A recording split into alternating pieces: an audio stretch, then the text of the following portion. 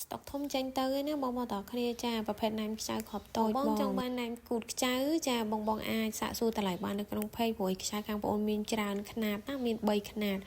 ຂະຫນាតដែលកំពុងបង្ហាញជូននេះគឺຂະຫນាតតូចជាងគេណាបងតគ្នាយើងបញ្ជាក់ຂະຫນាតតូចជាងគេຂະຫນាតតូចយើងចងមួយយួរអញ្ចឹងណាបងហើយក្នុងមួយយួរហ្នឹងគឺមាន5យួរតូចហើយមាន5ខ្សែតូចក្នុងមួយខ្សែមាន100គ្រាប់បងចាទំហំណែបងបើសិនជាបងអត់តន់ច្បាស់ជាមួយនឹងទំហំអាចឆាតមក page បានណាបងខ្ញុំបញ្ជាក់បងបន្ថែមទៀតសម្រាប់ stock នេះគឺមួយក៏កំងយកទៅលក់បន្តគឺច្រើនខ្លាំងមែនតើហ្មងចាហើយសម្រាប់បងដែលគាត់ចាប់អារម្មណ៍ពណ៌មានបន្ថែមអីបងជួយឆាតតាម Telegram ក៏បានឬក៏ឆាតមក page ក៏បានដែរបើសិនជាឆាតមក page គ្រាន់តបបងតាម Telegram ក៏បានរៀងលឿនដែរអញ្ចឹងជែកជូនណាបងតគ្នាគ្រប់វីដេអូទាំងអស់គឺខ្ញុំបញ្ជាក់ជូនបងមួយអីវ៉ាន់ណែមអត់មានធ្វើຕົកទេគឺទទួលតាមការកំងបងកំងទៅធ្វើជូនបើបងអត់កំងខាងខ្ញុំអត់មានធ្វើទុកទេព្រោះដោយសារយើងតម្រូវយើងធ្វើរាល់ថ្ងៃអញ្ចឹងយើងអត់ត្រូវការធ្វើ stock ទុកទេ